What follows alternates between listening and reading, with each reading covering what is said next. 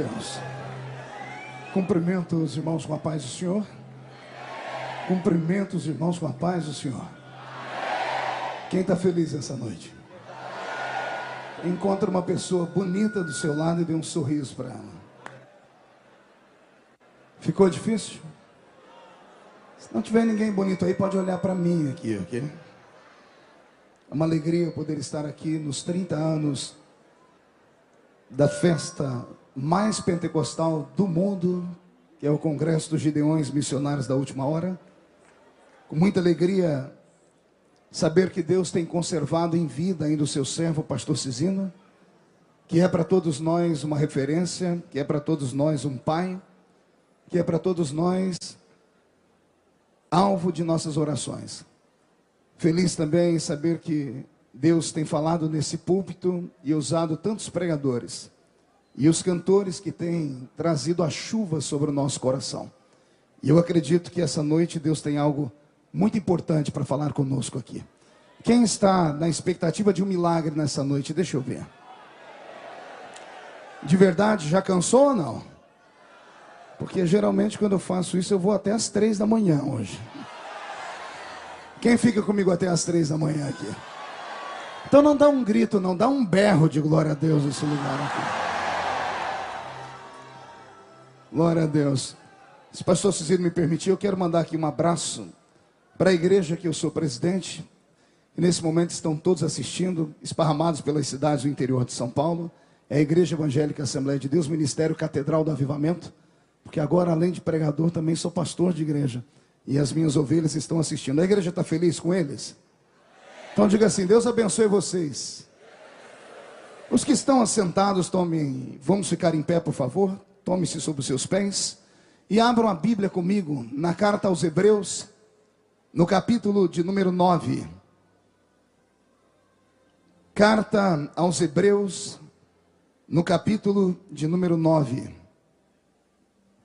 glória a Deus. Quem encontrou, diga amém. Carta aos Hebreus, capítulo de número 9. Está escrito assim: ora, também o primeiro tinha ordenanças de culto divino e um santuário terrestre, porque um tabernáculo estava preparado, o primeiro, em que havia o candeeiro e a mesa e os pães da proposição, ao que se chama o santuário. Mas depois do segundo véu estava o tabernáculo que se chama o Santo dos Santos, que tinha o incensário de ouro e a arca do concerto coberta de ouro toda em redor, em que estava um vaso de ouro que continha o maná, e a vara de Arão que tinha florescido, e as tábuas do concerto, e sobre a arca os querubins da glória que faziam sombra sobre o propiciatório, das quais coisas não falaremos agora, mas falaremos particularmente. Ora, estando essas coisas assim preparadas a todo tempo, entravam os sacerdotes no primeiro tabernáculo, cumprindo os seus serviços, mas no segundo, só o sumo sacerdote, uma vez por ano, não sem sangue, que o oferecia por si mesmo e pela culpa do povo, dando nisso a entender o Espírito Santo, que ainda o caminho do santuário não estava descoberto, enquanto se conservava em pé o primeiro tabernáculo, que é uma alegoria para o tempo presente, em que se oferecem dons e sacrifícios que, quanto à consciência, não podem aperfeiçoar aquele que fez o serviço, consistindo somente em manjares e bebidas, e várias abluções e justificações da carne impostas até o seu tempo da correção. Mas vindo Cristo, o sumo sacerdote dos bens futuros, por um maior e mais perfeito tabernáculo, não feito por mãos humanas, isto é, não desta criação, nem por sangue de bodes e bezerros, mas pelo seu próprio sangue, entrou uma vez no santuário, havendo efetuada uma eterna redenção. E a igreja que crê nesse texto, dê um glória a Jesus bem forte. Os que estão de pé, por gentileza, pegue na mão de quem está do seu lado agora com carinho e respeito. Aperte a mão da pessoa com carinho até ela falar aleluia. Pentecostal que não faz barulho está com defeito de fabricação, não é? Vamos apertar um pouquinho mais. Aí embaixo eu escuto barulho, aqui atrás eu estou tentando ouvir. Isso. Mais um pouquinho, só mais um pouquinho de aleluia. Diga, isso vale a pena. Vamos orar. Pai, nós te exaltamos, nós te glorificamos. E nós entendemos que daqui a alguns minutos, e este lugar ficará pequeno para o tamanho da glória que o Senhor vai mandar do alto dos céus. Daqui a alguns momentos, os que vieram tristes para este lugar começarão a saltar de alegria. E os que vieram, Senhor, abatidos, derrubados pela luta do dia a dia, hoje não vão sair daqui derrubados, hoje não vão sair daqui caídos, hoje voltarão, Senhor, para os seus hotéis, para os seus aparte-hotéis, voando nas asas de um novo tempo. E antes que eu comece a ministrar a sua palavra, cerque este lugar com a sua glória. E num raio de 5 quilômetros, onde houver um demônio alojado agora, eu dou a esses demônios segundos para sumirem daqui, porque se não sumirem daqui, serão queimados pelo poder da sua glória que aqui será derramada. Rasga o céu sobre a cidade de Camboriú nesta hora, meu Deus, e manda do céu para a terra uma comitiva de anjos, que estes anjos desçam trazendo brasas de fogo nas mãos, comecem a esparramar estas brasas entre nós, e onde houver um crente cheio do Espírito Santo, pega ele, Jesus, pega ela, Jesus, pega agora, agora, agora, agora.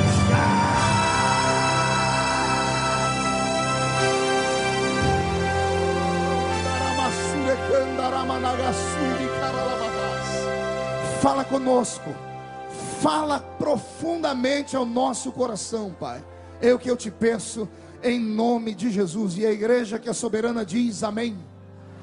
Os que podem, tomem o seu assento, e os que não podem, permaneçam de pé comigo, glorificando a Jesus por tudo aquilo que Ele é, por tudo aquilo que Ele tem feito por nós. Só vou pedir a sonoplastia para melhorar um pouquinho aqui para mim o retorno. Eu acho que eu estou meio surdo. Só um pouquinho mais aqui de agudo. Eu vou dar um beijo em você depois. Muito obrigado. Querida igreja, noiva do Cordeiro, simpatizantes da nossa fé, amigos que vieram de perto, de longe, santos obreiros do Senhor que estão à minha retaguarda, pregadores, cantores, enfim, todos aqueles que vieram para comemorar esses 30 anos de Gideões missionários da última hora. Eu, entre todos aqui, acredito que seja o mais privilegiado, ou um dos mais privilegiados. São 15 anos ministrando nessa tribuna, quase que consecutivamente, com exceção de um ano que eu não era pregador oficial, mas lancei meu CD cantando, ou seja, nunca fiquei de fora dessa festa. E para mim é uma honra estar aqui. Um dia eu estava entre vocês e o Brasil todo conhece a minha história. Foi daí para cá. E eu tenho certeza que muitos vão chegar aqui ainda. Porque o arrebatamento da igreja vai demorar um pouquinho, porque quase 3 bilhões de pessoas no mundo nunca ouviram falar que existe um Cristo que nós chamamos de Jesus. E nesta noite, a inspiração missionária que levou à construção dessa grande festa ainda venha viver dentro dos nossos corações. E se houver entre vós alguém que tem uma chamada missionária, quer seja para que país for, acredite, Deus pode muito bem romper barreiras, atravessar situações, fazer de você aquilo que você jamais sonhou que Ele faria. Mas para isso, é claro, você deve abrir essa sua boca e encher esse lugar de alegria, porque a adoração é só para Ele. E quem mais grita, manda para cima, mais chama a atenção dele lá de cima. E eu quero crer que Deus vai enxergar você aqui nesse lugar nesta noite. Todavia, o que Deus colocou em meu coração para pregar nesta noite é uma mensagem profunda, todavia muito simples, e eu gostaria da atenção de todos e a oração dos demais.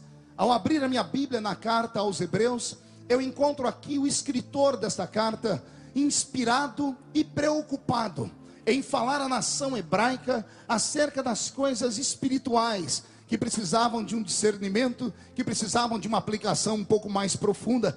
E o escritor, quando vai falar à nação hebraica, que agora está se cristianizando, ou seja, os judeus que haviam se convertido ao cristianismo e começam a receber as inspirações, parece que, para que os hebreus daquele tempo não tenham dúvida de que a salvação em Cristo era de fato um presente do céu, o escritor começa a trazer os objetos do velho pacto, começa a trazer as coisas sacras do Antigo Testamento, e mostrando àqueles hebreus daquele tempo que tudo o que estava no Novo era apenas um reflexo daquilo que aconteceria aqui no futuro. Todavia, eu encontro algumas surpresas nesse texto, e se você permitir e me emprestar a sua mente nesse momento, nós vamos caminhar por esta revelação. Uma vez, lendo a Bíblia Sagrada, eu parei-me com a seguinte pergunta: por que foi que Deus, quando retirou o seu povo do meio do deserto, ou do meio do Egito, fez eles atravessarem o Mar Vermelho e os colocou no deserto por um período de 40 anos? Por que foi que num belo dia, do nada, Deus parece ter chamado Moisés para uma reunião particular e dado a eles diretrizes de como construir um santuário, de como construir uma igreja no Velho Testamento? E aqueles que devem estar se perguntando por que eu fiz essa pergunta, vão entender agora. Deus havia dado a Abraão a chamada da salvação. Deus havia revelado a Abraão o seu poder, o seu nome, através de uma única palavra. Na calada de uma madrugada, Deus convence o coração do patriarca, e ele deixa a sua família, ele deixa a terra onde estava, e sem saber para onde ir, sem levar na mão uma bússola, sem levar na mão um mapa, ele embrenha no meio da calada da madrugada, se levanta, arregimenta aqueles que estão com ele, e depois de cansar, arma a tenda de novo e cai num profundo sono. E enquanto ele dorme lá no céu, as comportas começam a se reverberar. Deus começa a dizer aos seus anjos, creio eu: encontrei um homem maluco, porque eu só disse para ele: levanta e sai do meio da sua parentela. Eu não dei endereço, eu não falei se era para a esquerda, não falei se era para a direita, não falei se era para o vale, se era para o alto da montanha. E ele não me questionou, ele saiu às cegas. E um homem que acredita em mim às cegas vai ter sempre o benefício da minha bênção. Ou seja, eu vejo Deus olhando para Abraão e dizendo: eu só me apaixonei por ele porque ele é maluco, eu só me apaixonei por ele porque ele é doido, só me apaixonei por ele porque ele não parou para ouvir Sara, nem ouvir os seus amigos, nem os parentes dizendo: você vai sair sem saber para onde vai. E ele: eu sei que alguma voz vai me dirigir, alguma glória vai me conduzir, mas aqui eu não posso ficar. Eu começo esse sermão já para ver se esquentamos esse lugar, para dizer que o meu Deus tem dificuldades em lidar com pessoas que são perfeitinhas da sua cachola. Ou seja, Deus tem dificuldade em lidar com pessoas que são completamente intelectuais, que verossivelmente amam demais as letras e tem dificuldade em tramitar naquilo que nós chamamos de espírito. Essas pessoas que não gostam muito de revelações, que não gostam muito de barulho, de glória, de reteté de Jesus, eu dou um conselho para você, já que está tarde: vai para casa, vai para o seu hotel, dependendo da hora que você chegar lá, ainda dá tempo de assistir o Corujão. Se ficar comigo nesta noite, coruja você não vai ver, mas corre o risco de ver a pombinha do Espírito Santo voar sobre esse lugar, porque aqui ainda é o palco do pentecostalismo do nosso país.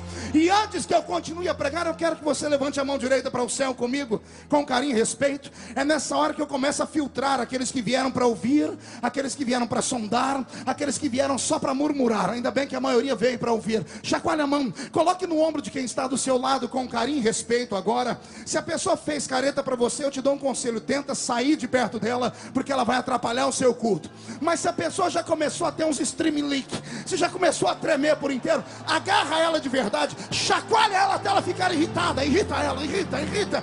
Diga: Deus te trouxe hoje aqui para isso. Eu não ouvi. Diga: Deus te trouxe hoje aqui para isso. Sacode. Diga: Deus te trouxe aqui para sacudir a sua fé, para sacudir a sua história, para sacudir o seu ministério. E se tem algum pentecostal daqueles aqui, não dá um grito, não dá mais um berro de glória a Deus.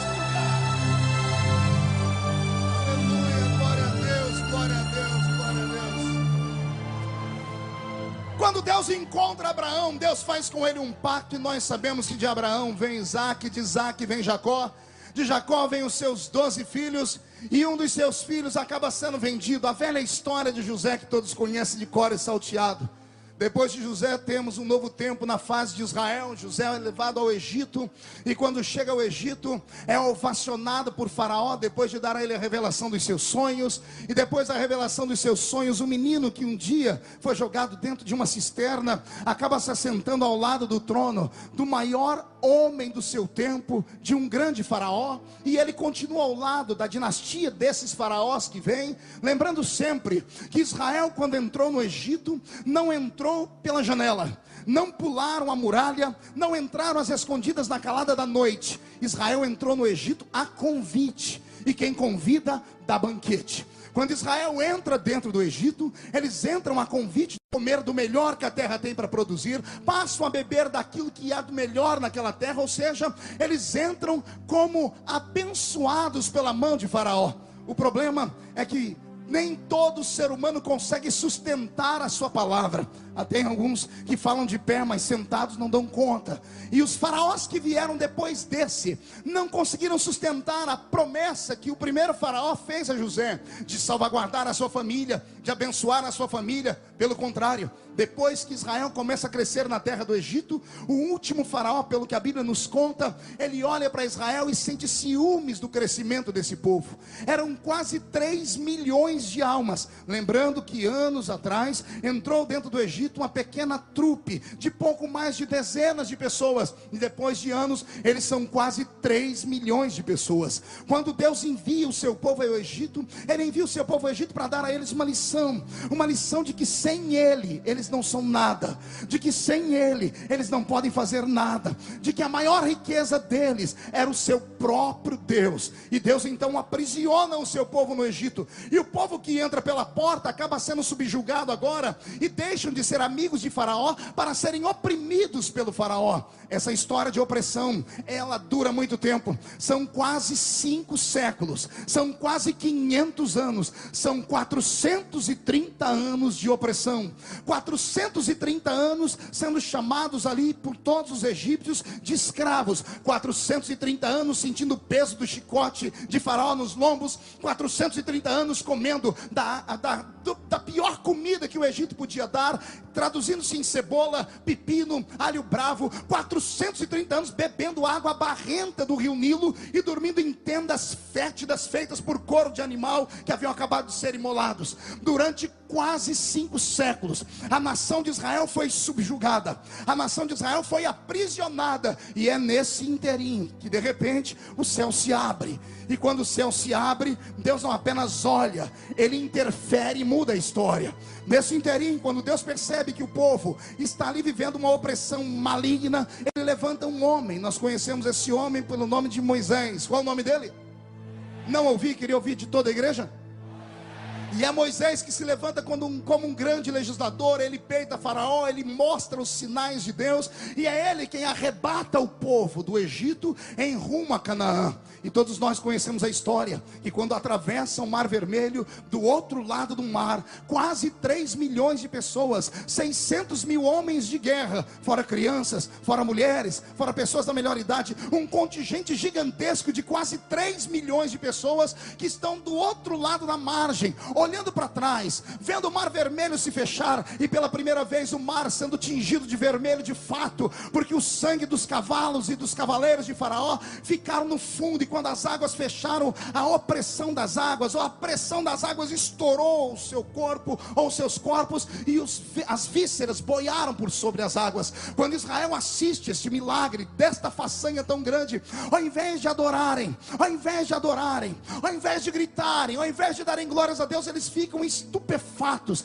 eles ficam assustados com o tamanho do milagre. E no meio de tanto silêncio, um silêncio de terror, é uma mulher que enfia a mão na sua sacola que ela trouxe do Egito. Ela tira um pandeiro, escolhe uma pedra, põe a perna em cima da pedra e tira uma nota musical na sua coxa. Quando ela bate o pandeiro na perna, Israel olha para ela e ela grita: ei Israel, só o Senhor é Deus. Israel inteiro canta e adora o Senhor. E Moisés agora começa a arrebatar este povo e levá-los para o meio de um deserto. A sequência vai dar em Canaã, mas nem eles sabiam que demoraria tanto. O que começa a afligir Moisés é a atuação do povo. Pergunte por quê.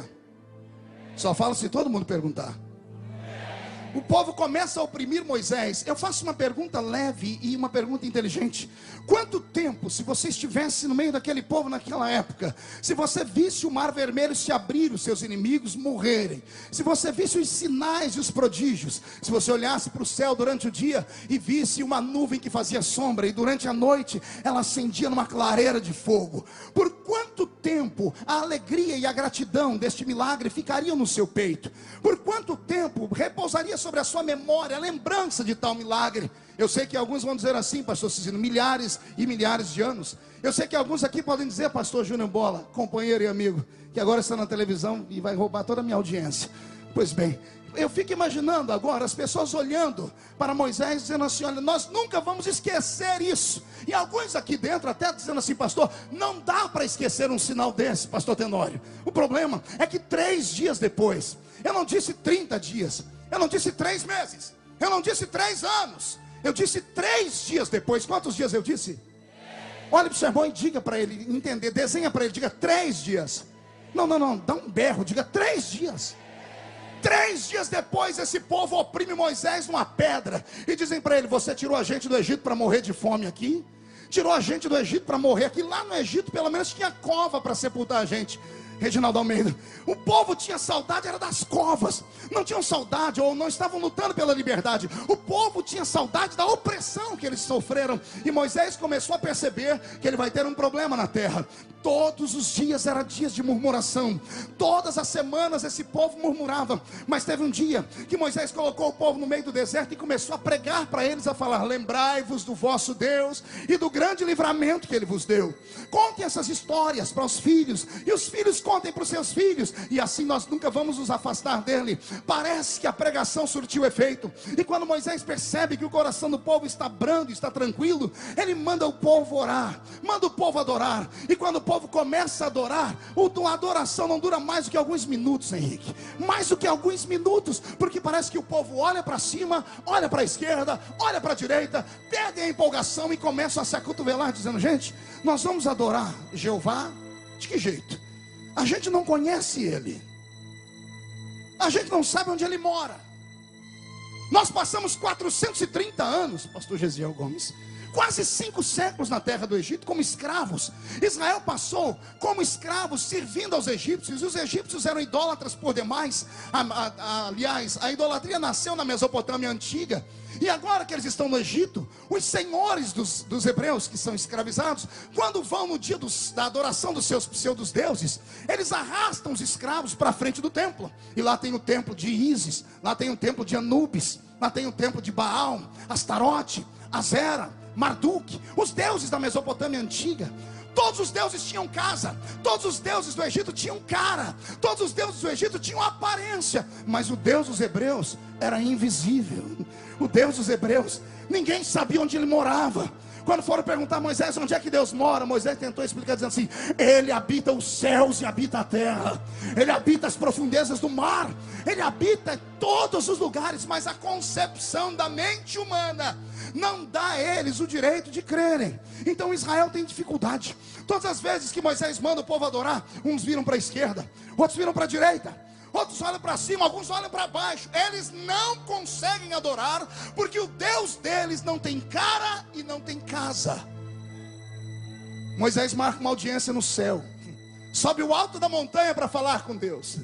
E lá no alto ele começa a dizer: Senhor, eu tenho dificuldade com o povo. Tudo que eu faço o povo não crê. E eu imagino Deus dizendo: onde você acha que está o problema? E Moisés deve ter dito: o problema é que todos os deuses do Egito têm cara, todos os deuses do Egito têm aparência e endereço. Se quiser escrever uma carta para ele, chega. Se quiserem passar na casa dele para dar um oi, ele vai falar um oi. Mas o Deus dos hebreus não tem casa, não tem cara, não tem jeito. Então Deus cria com Moisés uma porta de escape. E aqui eu começo a dizer que eu sou apaixonado por Deus, porque a misericórdia dele surpreende qualquer ser humano grato. Aliás, vale até dizer aqui que o nosso Deus, ele não manda recado de morte, não para nós aqui. Para nós ele manda só um recado de vida nesta noite. Avisa o povo que esta noite até quem entrou morto pode ressuscitar nesse lugar aqui. Quem compreende essa linguagem de misericórdia, dá só mais um grito de glória a Deus para empolgar o coração desse pregador. Depois de Deus e Moisés tecerem comentários, criarem situações, um dia Deus chama Moisés no alto da montanha e dá a ele diretrizes para que Moisés comece então a trazer o povo para perto de Deus em oração. Moisés passa 40 dias longe da terra, 40 dias longe da terra dos seus companheiros, 40 dias longe do povo que estava sempre com ele. E nesse período de 40 dias o povo surta. O povo, eles perdem a noção e a estribeira da sua alma e acabam procurando Arão, que era irmão de Moisés, pedindo a ele: nós queremos adorar. estamos no meio do deserto, mas nós não sabemos como adorar a Arão. Eu imagino eles falando: você é sacerdote hoje, você sabe do que a gente está falando. Nós não conhecemos o nosso Deus pela aparência, nós não temos o endereço dele. Você pode nos ajudar? A opressão em cima de Arão foi tão grande, mas tão grande, que Arão junta com o povo um monte de despojo de ouro e confecciona para eles um Deus com D minúsculo. Arão faz para o povo adorar um bezerro. Arão faz o que, igreja? Um gato? Uma águia? Um cachorro? Eu fiz a propósito, porque esses 3 animais já eram adorados no Egito. Mas agora vem a figura de um bezerro, e eu tenho aqui os meus pensamentos. Acredito até que o povo não tenha errado por errar com E maiúsculo. Erraram tentando acertar. Arão, quando foi explicar para o povo, na ausência de Moisés, que Deus era tremendo, que Deus era lindo, ele conseguiu dizer: vocês não lembram, na época da Páscoa, quando estávamos para sair do Egito, na madrugada, Moisés mandou a gente pegar um bezerro, mandou a gente imolar o bezerro, mandou a gente comer os pés do bezerro, a frissura do bezerro, a cabeça do bezerro, pastor Youssef, mandou pegar o sangue e aspergir nas portas. Eu penso que esta palavra entrou no coração de Arão, e Arão teve uma ideia. Pergunte qual?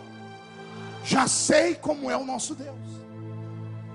É um bezerro, porque foi através do bezerro que nós ficamos livres da opressão do anjo da morte. É Moisés que diz que a carne do bezerro dá para nós vida. Já vi algumas culturas daquela época que davam esses tipos de ilustração. Então na hora eles confeccionam um bezerro de ouro. E quando Moisés, no final dos 40 dias, vai descendo do alto da montanha, trazendo as primeiras tábuas da lei nas mãos, quando ele desce cá embaixo, ao invés dele ouvir um grito de júbilo e de alegria, porque ele pensava que o povo estava adorando a Jeová, quando ele olha para baixo, o povo está dançando ao redor de um bezerro de ouro. Moisés fica irritado, cólera e ira vem ao seu coração. Ele quebra as 2 tábuas na sua mão, joga no chão e torna para o monte mais uma vez. E mais 40 dias, e mais 40 noites, ele não come pão nem bebe água. Ele entra num jejum frenético. Eu até tenho os meus pensamentos. Eu até acredito que a angústia de Moisés era tão grande que ele não queria nunca mais voltar. Porque um homem passar quase 3 meses sem jantar, quase 3 meses sem tomar água, pastor Paulo Marcelo, quase 3 meses sem cuidar do seu corpo, isso é suicídio. Ele foi para o alto da montanha sem saber quando voltava e se voltava. Mas acontece algo diferente.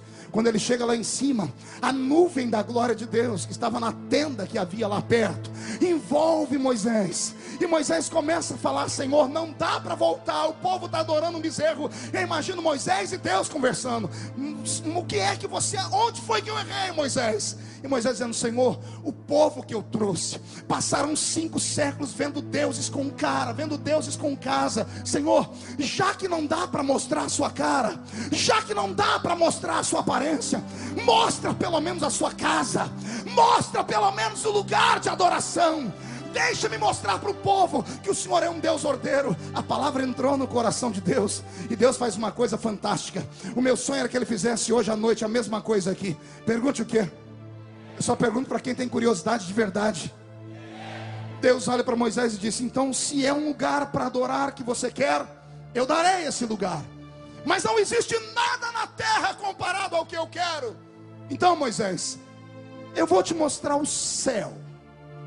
Não o céu atmosférico, onde os pássaros e as nuvens voam. Não o céu cósmico, onde as estrelas e os sóis brilham e brincam. Eu vou te mostrar o céu imarcessível da minha glória. O céu imortalizado. Um céu feito pelo poder da minha glória. Um céu que não tem genética humana. Um céu cá para nós, que é um lugar perfeito. Mas eu sempre digo que é incompleto. É perfeito porque quem fez é Deus. É incompleto porque os moradores do céu ainda estão aqui na minha frente. Acho que vão dar um glória a Deus nesse momento. Esses aí. E se a trombeta tocar aqui dentro daqui 5 minutos e só 2 crentes daqui subir, eu sou o primeiro. Quem vem atrás? Quem vem atrás? Então dá mais um grito, incendeia esse lugar aqui se você vai morar no céu. Moisés é levado à presença de Deus, e eu não tenho dúvidas do que vou dizer aqui. Não tenho provas, mas também não tenho dúvidas que nesse período de 40 dias, num jejum anormal, pastor Felipe Câmara, Deus abre para Moisés uma revelação em 3ª dimensão. Deus mostra para Moisés como foi que a terra foi construída, como foi que os animais foram feitos, porque nós atribuímos a Moisés a escritura do Gênesis, do Êxodo, do Levítico, do Número e do Deuteronômio.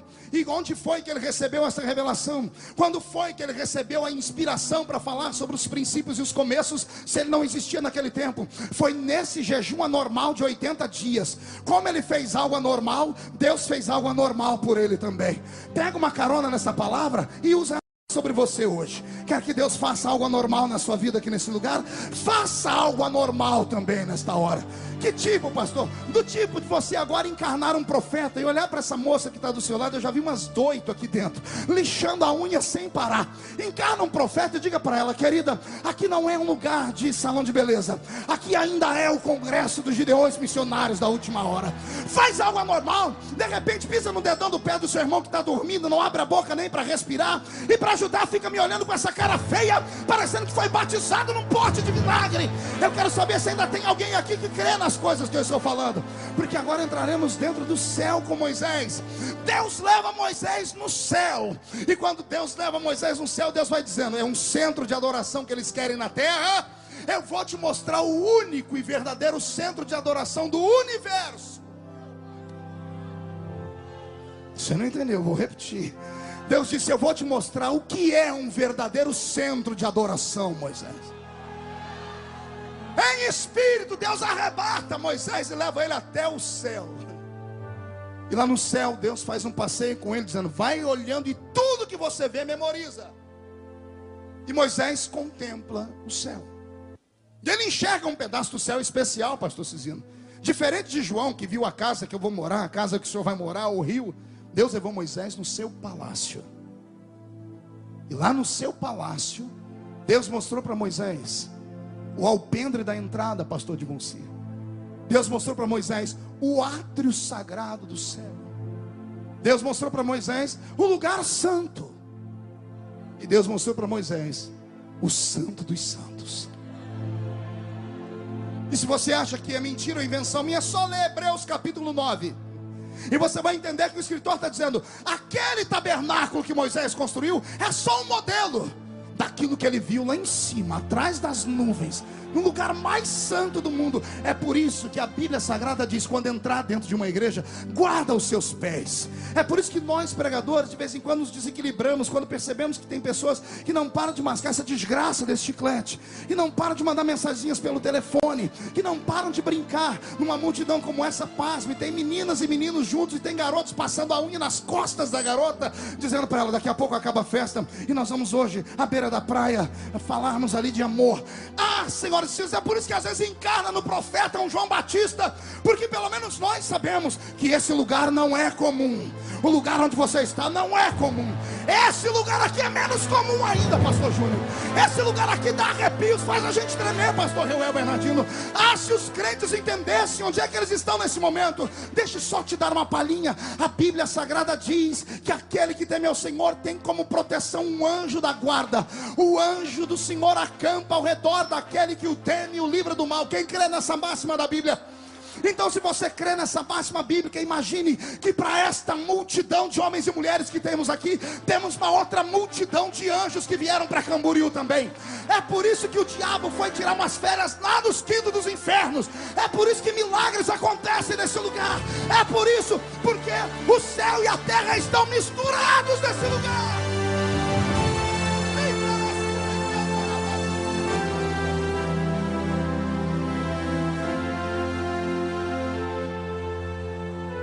Depois que Moisés viu o céu, Deus disse para ele: agora a missão é quase impossível. Por quê, Senhor? O povo não quer um lugar para me adorar? Você vai descer e vai fazer o céu na terra. Ninguém entendeu, eu vou repetir. Você não vai fazer a terra na terra, você vai fazer um céu na terra. Eu vou falar de novo. Deus disse: não é isso que você quer? Não é que o povo está perdido, não sabe para onde adorar? Agora eles vão ter onde adorar, mas você vai ter que descer e desenhar na terra o que você viu aqui no céu, porque o que você viu no céu é profundo demais. Moisés desce com o coração na mão, seu rosto vem brilhando. As pessoas olham para ele e não conseguem compreender o motivo. Ele dá uma palavra que a princípio parece ser um terror, mas é a maneira de Deus segurar o povo contra a idolatria. Deus determina que alguns têm que ser punidos pela criação do bezerro. E quando Moisés dá um grito, só uma tribo se levanta. Só uma tribo tem coragem de lançar a mão dos irmãos que são idólatras. Isso não me falha a memória, se eu estiver errado me corrija. Foi a tribo dos levitas. Os levitas se levantam e dizem: nós vamos matar esse povo que idolatra outro Deus. Eu imagino todo mundo dizendo: mas vocês vão matar seus irmãos? E eu posso imaginar eles gritando: irmãos nossos não adoram outro Deus. Irmãos nossos só podem adorar a um Deus. E um dia eu estava estudando as características dos levitas. Uma vez o pastor Gesiel Gomes pregou aqui sobre uma das tribos. Eu achei interessante a revelação que o Senhor trouxe, que tinha um que era um jumento. E eu fui estudar qual eram as características dos outros. A dos levitas eu dei gargalhada atrás de gargalhada. Tem um amigo meu aqui, o Dr. Bauer, que ele disse que quando a gente está muito feliz, a gente emenda uma gargalhada na outra. E eu dei muita risada, porque a tribo dos levitas não gostavam de pegar no pesado. A tribo dos levitas não gostavam de construir barco. A tribo dos levitas não gostavam de agricultura, ou seja, ir para a roça. A tribo dos levitas não gostavam de nada daquilo que os normais queriam. Eles só sabiam fazer duas coisas. Pergunte o quê? Só falo se perguntar de novo. Só sabiam cantar e dançar. Eram as únicas coisas. Até as espadas deles eles transformavam em instrumento para bater zabumba, para fazer coisas. Só sabiam dançar e cantar. E é por isso que eu estou aqui nessa noite. É por isso que Jesus só trouxe esses malucos aqui. Os que não são malucos não vêm para um lugar como esse. Os homens e mulheres que aqui estão sabem cantar, sabem dançar, sabem que a sua voz não é voz para homem, sabem que a sua voz não é voz para terra. Não se envergonhem do Evangelho de Cristo, porque ele é o poder de Deus para a salvação de todo aquele que nele crê. E se tem algum gritador, por favor, só mais um grito, só mais um grito. Eu estou montando um quebra-cabeça, já já você vai ter a ideia do que eu estou desenhando. E agora que Moisés consegue colocar limite na idolatria que está no meio do povo, que está atravessando o deserto, ele começa então a construir o tabernáculo. Ao construir o tabernáculo, ele é preciso da intervenção divina para que alguns homens sejam ungidos para esse trabalho. Um deles é Aholiabe, que sabia trabalhar com ouro, com prata, com pedras preciosas. O tabernáculo, pelo que eu entendo da Bíblia normal, nos escritos, levou 9 meses para estar pelo menos de pé a sua planta. Mas foram quase 20 anos até o tabernáculo tomar forma e tomar modelo do céu de fato e de verdade. Eu fico imaginando como é que esse tabernáculo foi construído e, sinceramente, me dá um nó na cabeça. Aqueles que já leram o Velho Testamento vão ver Deus dizer assim: eu quero que no tabernáculo tenha pele de texugo. E eu queria saber onde é que eles arrumaram texugo no meio do deserto. O tabernáculo tem que ter também pele de golfinho. Eu queria saber como é que pescaram um golfinho para arrancar a pele dele. Tinha que ter madeiras que não existiam no meio do deserto, mas arrumaram a madeira. Eu aprendo com eles uma coisa linda que a gente usa no século 21. Quem pode manda, e quem tem juízo não ouvi. Quem pode manda, e quem tem juízo, olha para o seu irmão e diga: tem juízo? Então obedece. Só dá glórias a Deus nesse lugar e o milagre chega para você de verdade. Agora que tudo está indo de vento em popa, agora que Moisés tem na sua mente a construção do tabernáculo dividida em 4 partes. Na verdade nós aprendemos na nossa linda escola dominical 3 partes, mas há uma parte que está subscrita. Ela está como numa mensagem subliminar, que era o alpendre de entrada do santuário. Havia o alpendre, que era bem pequenininho, talvez por isso ninguém dava atenção a ele. Uma escadinha pequena, pastor Luiz Antônio. Depois, pastor Antônio, desculpa, chamei Luiz Antônio de coração. De repente, o povo enxerga o átrio, o lugar santo e o santo dos santos. 4 partes. Nós temos a porta de entrada, que está no átrio. Depois nós temos o lugar santo, onde estavam alguns equipamentos santos, que daqui a pouco eu vou falar, e o santo dos santos. Quando tudo está desenhado, quando tudo está pronto, vem a parte mais difícil de todas. Pergunte qual é? Só pergunte se todo mundo perguntar de verdade. Só responde se perguntarem. Era dar vida ao santuário. Porque tudo que Moisés viu foram coisas inanimadas. E as coisas inanimadas dá para ser desenhado e dá para ser copiado. Mas ele viu coisas lá em cima que não tem como ser matéria. Ele viu os anjos adorarem ao Senhor. Ele viu as criações do eterno, seres imateriais, seres etéreos e também eternos, seres invisíveis, feitos de, entre aspas, uma matéria que não dá nem para ser calculada. Nem a 13ª potência atômica pode chegar aos pés daquilo que Deus usou para construir os anjos, para fazer os anjos. E quando Moisés lembra que lá os anjos adoravam em todos os lugares, ele precisa levantar para o santuário adoradores.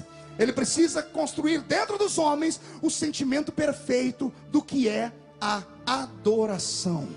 Amém até aqui, igreja? Quem acompanhou até aqui, dão glória a Deus. Agora que isso está pronto, Moisés é obrigado a escolher alguém para dar sequência ao santuário da adoração. E no meio de 12 tribos, ele não tem dificuldade em escolher uma. E a tribo que ele escolhe para cuidar desta parte consagrada, de adoração e de tudo mais, é exatamente a tribo que lançou mão da espada para matar os idólatras. A tribo da dança, a tribo do grito, que era a tribo dos levitas. Era a tribo dos... E agora todos os levitas eram especiais. Eram especiais porque foram marcados com uma promessa única. Você se lembra quando Josué entrou com o povo na terra prometida? Após dar ao povo, as 11 tribos, cada um pedaço de terra. Após dizer que Dan fica com o oeste, Naftali fica com o sudeste. Após dizer que Rubem fica com o centro-oeste. Enfim, Gade e todas as outras tribos. Quando a terra está separada 100%, tem uma tribo que não tem herança. E essa tribo, ao invés de chorar, recebem a coisa mais linda que poderiam ouvir. Ouvem da boca de Josué dizendo: para os levitas, a herança é diferente. Os levitas não herdam a terra, os levitas herdam o coração de Deus. O Senhor dá um grito e diz: eu serei a herança dos levitas. Deus é a herança dos que cantam, Deus é a herança dos que pregam, Deus é a herança dos que dançam, Deus é a herança daqueles que estão aqui torcendo para tudo dar certo. Deus é a nossa herança. E se Deus é a nossa herança, não há motivos para ficarmos tremendo e temendo a nada e a ninguém.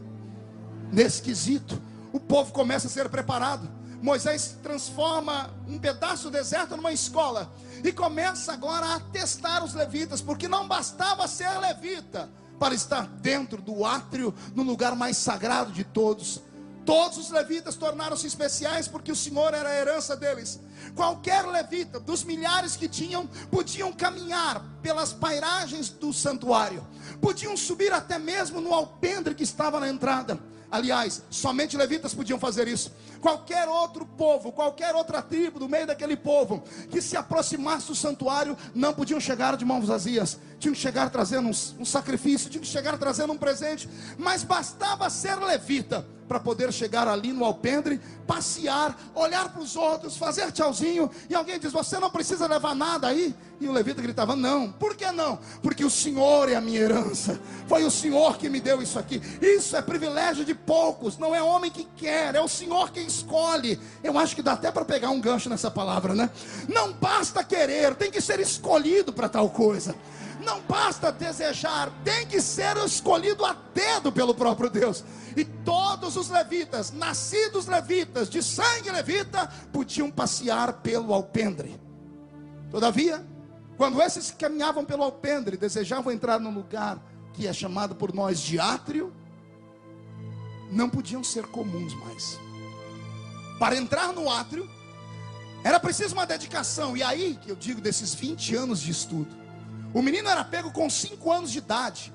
E aos 5 anos de idade, recebia das pessoas que estavam ali cuidando com ele, vindo da voz de Arão e de Moisés, o ensinamento perfeito, o ensinamento sacrossanto para poder subir naquele lugar e honrar Deus como Deus queria ser honrado. Esse ensinamento geralmente levava, muito obrigado, 13 anos, de 5 a 18 anos. Quantos anos, igreja? 13 anos de preparação.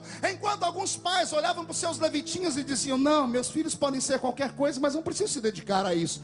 Para que vou gastar a vida do meu filho? 13 anos afundado a cara na Torá, aprendendo as leis, decorando 613 leis que está no livro de Levítico. Mas havia outros pais consagrados levitas que diziam assim: não, eu quero que o meu filho se dedique, eu quero que meu filho chegue lá. E alguns então conseguiam sair do alpendre e entravam no átrio. Agora preste atenção e vai equalizando. Milhares de levitas podiam ir ao alpendre, mas só algumas centenas chegavam até o átrio. Porque para entrar no átrio tinha que ter preparação. Ao entrar no átrio, ele aprenderia ali como lidar com a pia de bronze. Porque na pia de bronze ele estava pronto para começar a cuidar do sacerdote, quando esse, no mesmo átrio, oferecia sacrifícios no altar, chamado altar do holocausto. Os meninos que eram elevados à categoria de levita normal para levita mor, poderiam escolher uma das 3 vocações do templo. Também podemos chamar de profissão do templo. Primeiro, Os levitas que estudavam e se dedicavam podiam se dedicar à música, podiam ser musicistas. Outros poderiam estudar cântico e seriam os cantores. Ou outros se dedicavam à arte de serem escribas e passariam escrevendo as coisas que aconteceriam durante aquele grande sacrifício. Se você pegar as orações de Salomão no livro de Crônicas, você vai ver que era um escriba quem contava toda a história, ou seja, um levita que se dedicava às escrituras, atos daquele lugar. Uma vez que esses levitas que se dedicavam, passavam tanto tempo estudando e se aprimorando na Torá, eles podiam sair do lugar normal, do alpendre, e subiam no átrio. Mas todos aqueles que estavam no átrio tinham uma visão privilegiada. Pergunte qual? Os que estavam no átrio sempre davam uma olhadinha para a direita e enxergavam uma porta. E desta porta passava um lugar chamado lugar santo. E quando olhavam no lugar santo, seus corpos tremiam. Viam no lado uma mesa com um pão da proposição. Viam do outro lado um altar do incensário. E enxergavam na frente um menorá, também conhecido como candeeiro ou candelabro. 7 braços de lâmpadas acesas, que ficava no lugar santo, entre o santo e o santo dos santos, sobreposto em uma mesa. Era a única forma de iluminação que havia naquele lugar. Quando o sacerdote entrava dentro daquele lugar, era preciso aquela luz estar acesa, para que ele pudesse não profanar nem os pães, que eram 12, que falavam sobre a comunhão de Israel com o seu Deus que é santo. E eles não podiam também tocar no altar do incensário de qualquer forma, senão suas orações não subiam em maneira peculiar e santa. Era preciso as lâmpadas estarem acesas. Mas para entrar no lugar santo não podia ser levita mor. O levita de 18 anos tinha que se esmerar um pouco mais, estudar de 18 até 30. 30 anos era a idade para se entrar no santo e começar a trabalhar com aqueles lugares. Então imagine vocês, que os milhares de levitas especiais que estavam no alpendre, algumas centenas estudavam e lutavam, rejeitavam sua vida para cá e iam ao átrio. Dessas centenas que estavam no átrio, alguns queriam se aposentar no átrio, outros diziam, já estou muito bem, já estou melhor do que os outros, já aprendi alguma coisa de sacracidade. Mas tinha uns que estavam ali no átrio, cuidando da pia de bronze, e olhavam lá para dentro e o coração batia forte, dizendo, eu não quero ficar aqui, eu quero chegar lá dentro, eu quero mais. Eu vou repetir esta palavra e não ouça com os ouvidos, ouça com o coração. Eu quero mais. Eu vou repetir mais uma vez. Eu quero um pouco mais. Talvez comece aqui a grande tribulação da sua vida e o grande dilema da sua história. Porque alguns entre nós conseguem tantos e outros não conseguem nada. Porque uns chegam do nada e acontecem de uma vez, e outros que estavam de repente desaparecem. Senhoras e senhores, existe uma cumplicidade entre a terra e o céu. Deus não obriga o homem a nada, e Deus nunca vai forçar o homem a nada. Se Deus não encontrar no nosso coração um desejo de crescermos, se Deus não encontrar dentro de nós o desejo de irmos onde ninguém foi, se Deus não encontrar dentro de nós o desejo de vermos o que ninguém nunca viu, Deus nunca vai se revelar para nós. É por isso que as pessoas, que geralmente nós chamamos de mais equilibradas, têm um pouco mais de dificuldade de receber as coisas que são sacras e espirituais. Geralmente as coisas espirituais são dadas àquele povo que geralmente, e digo de novo, geralmente, são chamados de loucos, desequilibrados, fanáticos. A maioria deles só tem 2 dentes na boca, é o zagueiro de um lado e o atacante do outro. A maioria é analfa de pai e beta de mãe. Mas quando começam a orar, quando começam a jejuar, quando começam a gritar, ou o céu desce onde eles estão, ou eles arrastam a terra até o céu. O povo para ter intimidade com Deus. E você pode até não concordar comigo, pode me chamar de gritador, pode me chamar de sensacionalista, mas contra fatos não há argumento. Deus se revela a homens e mulheres sensíveis, e os sensíveis não podem ficar apenas me olhando aqui, com a mão no queixo, filosofando, olhando para cima, dizendo to be or not to be, that's the question. Aqueles que querem mais de Deus, não adianta ficar aí, torcendo para não dar certo. Macumba evangélica não pega em mim, não pega em ninguém que está aqui. Está ali o pastor Gabriel que conhece o céu pelo lado de dentro dele. Eu estou falando uma coisa, realidade aqui.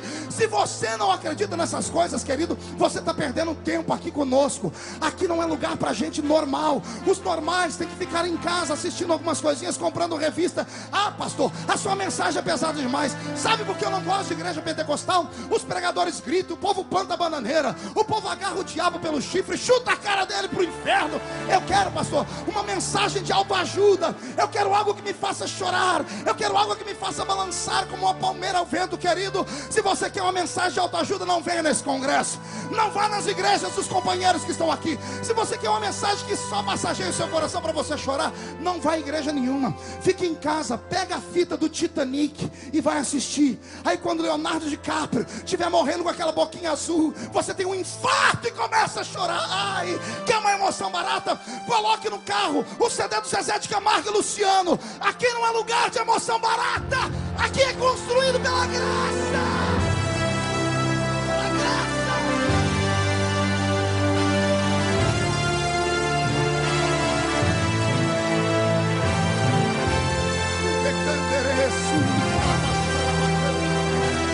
É claro que isso não é para qualquer um. É só para quem quer mais. Será que tem alguém que quer mais aqui? Então segure a mão para cima e respire fundo, porque eu vou fazer uma pergunta. O que é que você está disposto para fazer para receber esse mais? Até onde você está disposto a ir? O que é que você está disposto a fazer? O que é que você está disposto a construir? Pega essa mão, bata no peito até fazer barulho. Até fazer barulho. E olha para quem está do seu lado e diga: se você não quer, dá licença. Diga: eu cansei do alpendre. Diga: eu cansei do átrio. Eu quero o lugar santo. Só quem quer o lugar santo dá um grito de glória.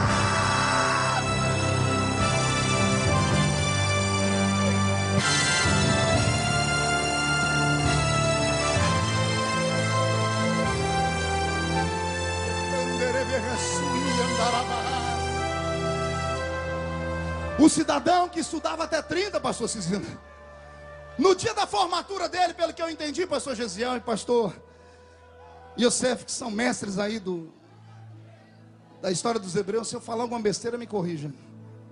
Eles ganhavam um presente, pastor Júnior. Um trem chamado espevitadeira. Espevitadeira. Qual o nome, igreja? Levanta a mão direita para o céu, faz um carinho nas costas do irmão. Diga: vai doer só um pouquinho.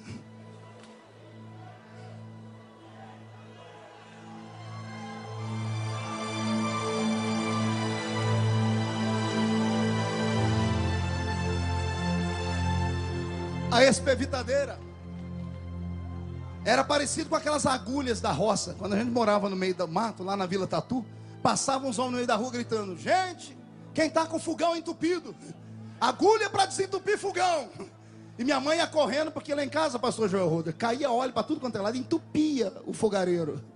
Aí minha mãe comprava aquelas agulhas grandonas, pastor Gisele, enfiava nos buraquinhos lá daquele do fogareiro, e quando puxava, a borra saía. Aí o gás vazava e o fogo pegava. O sacerdote, no dia da diplomação dele, ele recebia uma espevitadeira.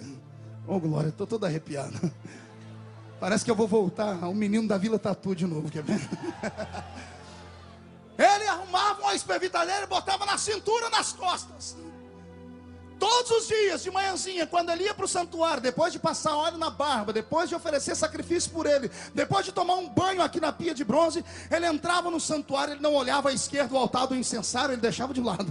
Ele olhava o pão da proposição, alguns pães embolorando, ele deixava de lado. Ele ia em linha reta e chegava na frente do menorá. O menorá tinha 7 lâmpadas, mas por causa do frio da noite, às vezes as lâmpadas, pastor Reuel, elas ficavam endurecidas, o óleo criava uma borra e tapava as canaletas. Como tapava as canaletas, entupia-se e o fogo apagava. Eram 7 braços, e às vezes quando o sacerdote chegava, para desespero, tinha só uma lamparina acesa. E pensa no homem que tinha que trabalhar rápido, tirava a espevitadeira daqui, com todo respeito, em oração, cavava dentro do segundo braço do menorá, e quando ele puxava para fora, a borra do óleo saía, e o óleo vertia, e quando o óleo brincava aqui, o vento que estava de cá fazia com que o fogo daqui batesse aqui e o fogo acendia de novo. Agora já são duas, o desespero vai acabando. Ele vai na terceira, quando ele limpa, o fogo que estava na segunda pega na terceira. Vai na quarta, vai na quinta, vai na sexta. Na sétima estava tudo iluminado, Júnior. Estava tudo pegando fogo de novo. Deus nessa noite quer levantar alguns sacerdotes aqui. Deus quer levantar, eu disse sacerdotes, não é meia boca, não é gente que não sabe falar ou viver o que fala. Eu estou dizendo que Deus quer levantar uma geração profética de sacerdotes que saibam usar a sua espevitadeira. E anda aqui abaixo a tombe nequiliria tinha canaletas entupidas. Igrejas adormecendo na escuridão, ministérios vazios da graça e da glória, pessoas construindo nomes e famas e fortunas, e não há nada de pecado nisso, mas trocando o eterno por coisas passageiras. Eu viajo esse Brasil e esse mundo, e a nossa agenda, graças a Deus, ainda é muito concorrida. E eu fico às vezes meio desesperado. São 15 anos pregando. Eu imagino o pastor Gesiel quase 60 anos pregando. Foi isso que o senhor me falou ontem. 60 anos pregando. Eu fico imaginando o desespero de uma geração que procura em homens falíveis, porque somos falhos, alguém que tem uma palavra para falar, alguém que tem uma pregação para dar. Eu assisti o pastor Gesiel ontem pregando pela internet. Ele dizia que desse púlpito não se prega para os Gideões, desse púlpito não sai mensagem para Santa Catarina, desse púlpito sai mensagem para o mundo. E é verdade, milhões de pessoas estão ouvindo agora pelas ondas do rádio, pela internet. Pessoas esperam um ano inteiro para se alimentar daquilo que é pregado aqui, porque ainda existe um reduto de gente que tem uma espevitadeirazinha na mão. Às vezes ela está meio torta, às vezes está até enferrujada, mas a gente põe ela para funcionar todo dia. Deus essa noite manda uma mensagem de santidade. Eu vou repetir, uma mensagem de pureza e santidade. E agora, com respeito e com licença, vou falar agora como um profeta, pregador, mas como parlamentar da nação brasileira. Me apavora chegar em Brasília toda terça-feira.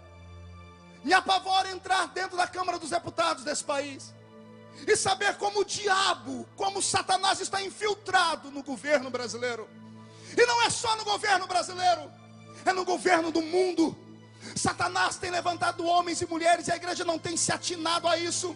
Enquanto a igreja se preocupa com os seus redutos, enquanto os seus reis se preocupam com os seus pequenos reinos, enquanto crentes não saem mais para a rua para evangelizar, nem para fazer um culto ar livre, nem para falar de Jesus mais, Satanás levantou o seu ativismo nesse país. Senhoras e senhores, existe uma ação de Satanás contra a santidade da família brasileira. Existe dentro desse nosso governo, que é um governo de esquerda. Talvez vão cortar as minhas emendas, doutor Bauer, não fica apavorado não, eu sou profeta, eu estou deputado, mas eu sou pastor, e como pastor eu não posso deixar de falar. Se não houver uma mudança hoje na consciência da igreja, se não houver hoje uma mudança na consciência dos crentes que aqui estão, nós vamos afundar neste barco. Imagine vocês que mesmo a frente parlamentar evangélica, salvo alguns que são santos e puros, quando nós precisamos de um apoiamento para fazer alguma coisa que é a favor da família, nem deputados crentes têm coragem de assinar o papel. Eu fui prestar agora um serviço à nação brasileira, levantei um plebiscito. No plebiscito eu precisava do apoiamento de um terço da casa, sempre o deputado Reginaldo Almeida, para que os homens e mulheres assinassem, dizendo que nós queremos ouvir do povo brasileiro sobre o casamento de homossexuais. Queremos saber se a nação brasileira, se a família brasileira aprova a união de dois homens e de duas mulheres que estão aí à torta e à direita, defamando e destruindo aquilo que é sagrado e santo. Imagine vocês, a causa é boa, sim ou não? Você faria isso? Você assinaria esse papel, sim ou não? Pois eu encontrei gente que é da igreja, que tem o seu voto, na hora de assinar, falou, não posso assinar. Eu disse, por quê? É porque o anticristo está operando. Não tem o que fazer, Marco, é nadar contra a correnteza. Você vai morrer na praia, vão te chamar aqui de fanático, vão te chamar de desequilibrado, ninguém vai querer fazer um negocinho com você. Eu gritei, eu não estou aqui para fazer negócio. O meu negócio já foi feito na cruz do Calvário, o meu nome já está no céu.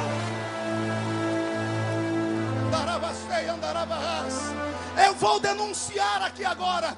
Senhoras e senhores, quem assistiu o programa do pastor Silas Malafaia sábado, sabe do que eu estou falando? O pastor Silas é um homem de coragem, um homem de fibra. Imagine aquele homem na televisão pedindo para que os pastores de outras denominações apoiem ele. Ele no desespero. Eu senti na sua palavra emoção dizendo: pastores, eu não sou sozinho nesta causa. Cadê os líderes das grandes denominações? Cadê os grandes homens para nos ajudar nessa causa? Por quê? Porque o ativismo gay, eu não estou falando de homossexuais. Os homossexuais precisam do nosso apoio, da nossa oração. Aliás, a palavra gay já diz o que eles são: alegres. Então essas pessoas alegres levam tudo na brincadeira. Eles não são problema. O problema é o ativismo gay. O problema são pessoas que têm na sua cabeça um engendramento de Satanás. São homens e mulheres que usam dos mesmos mecanismos que Stalin usou no seu comunismo nazista, usam da mesma linguagem de Hitler. Os senhores e senhoras sabiam que Hitler criou uma frase que se tornou conhecida no mundo inteiro, dizendo que uma mentira contada várias vezes, com muita ênfase, ela se torna verdade. Isso é engendramento de Satanás. Eles não brigam por causa de expressão, não falam que tem o direito de expressão, mas só eles têm. Fale qualquer coisa deles para você ver. Dê um arranhão num braço deles, você no dia seguinte está estampada a sua cara na televisão. Nos chamam de homofóbicos, nos chamam de ditadores, nos chamam de fundamentalista e pior, dizem que nós incitamos ao ódio, ou seja, amordaçaram a nossa boca. Você nunca parou para perguntar, ou nunca ouviu alguém dizendo: gente, nunca vi em tanta história tantos gays assim. De onde é que saiu tantos gays assim? Eu te explico de onde é que saíram. Nos últimos 20 anos, o ativismo gay conseguiu travar a boca da igreja. Não a igreja evangélica apenas, a igreja católica tem que ser chamada para essa responsabilidade também. Os nossos professores têm que ser chamados para essa responsabilidade também. Tirar o ensino religioso das escolas. Hoje em dia você ouve alguém falar da AIDS? Alguém ouve alguém falar da AIDS? A AIDS acabou por acaso? Não. Só no ano passado 30% de pessoas a mais do que o ano anterior foram acometidas de AIDS. E por que ninguém fala? Porque o governo não toca no assunto. Porque a AIDS é uma doença gay. A AIDS é uma doença que veio desse povo. Mas se você falar, vai colocar eles numa situação constrangedora, e eles não vão conseguir verba, não vão conseguir ninguém. Sabe o que eles usam contra nós? Eles usam moral. Eles levantam contra um pastor e dizem assim: você é homofóbico, você é a pior parte, você é racista, você é isso e aquilo. E sabe o que a igreja faz? A igreja se acovarda, a igreja se engrunvinha, ela se amorda num cantinho. O pastor está lá no púlpito pregando: adultério aqui não, cabelo aqui não, mas deixa os nossos filhos nas nossas escolas aprendendo essa desgraça, essa miséria. A igreja precisa se levantar. A igreja precisa acompanhar política. Você precisa entrar na internet. Deixa eu mandar um recado aqui. Você que passa o dia todo na internet,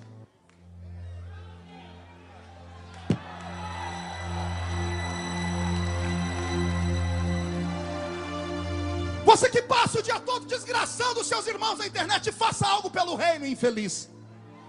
Faça algo pelo reino. Até quando os nossos cantores gospel, que estão alguns aqui e outros fora, até quando nós, pregadores de fama, que temos aí graça do povo no Twitter, vamos passar o dia todo tweetando futilidades? Futilidades, besteirada, porcariada. E enquanto isso, entre no meu Twitter, eu tenho 100 mil seguidores. Toda vez que eu pego a palavra homossexual, entra mais de 10 mil gays no meu Twitter e me desgraçam. Ameaçam minhas filhas que estão aqui, ameaçam a família. E sabe o que o povo faz? Os crentes se calam, pastor Cizino. Se calam, buscam a santidade das suas igrejas, mas não tem coragem de fazer um simpósio para ensinar os seus filhos sobre esta artimanha. Se a igreja se calar, não vai ter igreja amanhã. Ah, pastor, a igreja não fale. Não fale, vai na Europa. Vai na Europa. Procure uma igreja na Europa, de língua europeia. O que tem somos nós rabiscando, buscando lugar. Brasileiros tentando avivar um povo que morreu. É isso que nós temos. É preciso despertar. Cadê as nossas espevitadeiras? Semana passada, pastorzinho, 2 semanas atrás, eu tive que postar no meu Twitter e fazer uma mensagem para não sofrer muito. Agora não é na mão dos ativistas gays, é na mão da igreja. Porque eu tuitei assim e mandei uma mensagem: eu vou estar na frente do Supremo Tribunal Federal com um grupo de católicos numa vigília contra o aborto. Aí eu mandei: se você me ver ao lado de alguém segurando uma imagem de santo e um andor, não murmure. É preciso juntar esforços nessa hora, mas são as coisas que nos unem nesse momento que as coisas que nos separam. Semana passada, o Supremo Tribunal Federal desse nosso país ofendeu o coração de Deus. 11 homens de toga acham que podem mandar na nossa nação. Eles não têm o voto do povo, não têm o voto popular. Foram eleitos, ou melhor, não foram eleitos, foram indicados pelos nossos governantes. A nossa presidenta Dilma falou conosco que assinou um documento: não vai ter aborto nesse país. Foi ou não foi, senhores? Quem teve o documento na mão? Não vai ter aborto nesse país. Pois bem, mas os ministros que ela colocou no Supremo assinaram e disseram: o aborto pode acontecer. Nessas 2 semanas, milhares de crianças tiveram sua vida ceifada.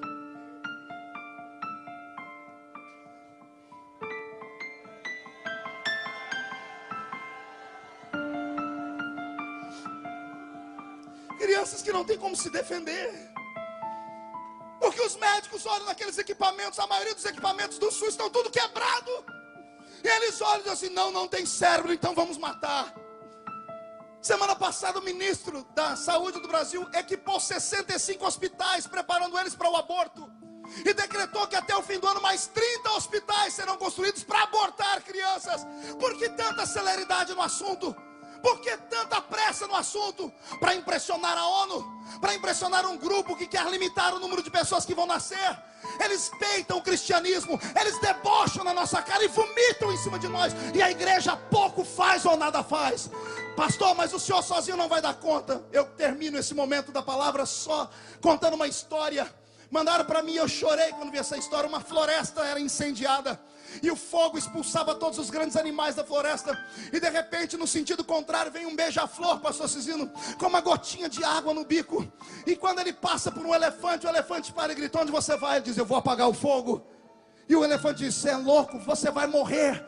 Essa gotinha de água não faz nada, some daqui. Ele diz assim: eu, seu elefante, pelo menos estou tentando. E o senhor, o que está fazendo? Nesta noite, Deus vai colocar na sua mão uma espevitadeira. Nós vamos desentupir esta porra que oprime a igreja. A igreja vai ser militante, a igreja vai ser atuante. O diabo vai pular miúdo. Vamos agarrar o diabo pelo chifre, esfregar a cara dele no chão. É hora de se levantar.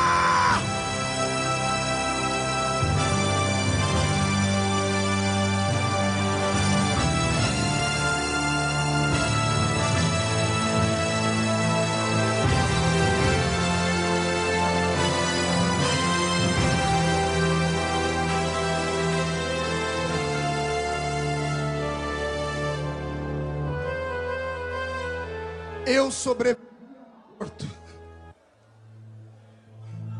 É por isso que eu choro aqui. Se eu tivesse sido abortado, eu não estaria pregando aqui hoje.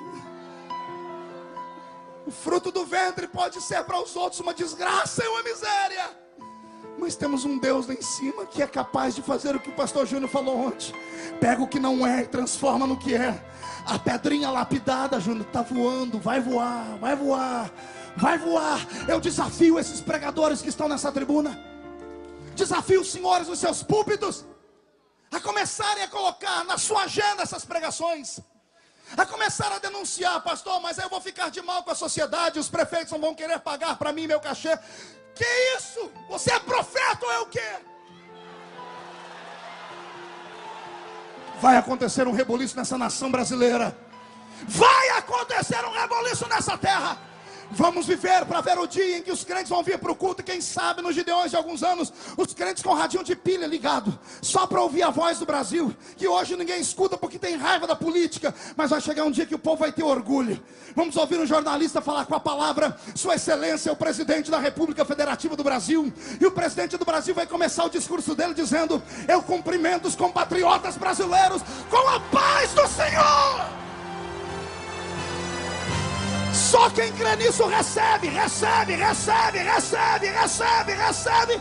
Deixa Deus te pegar.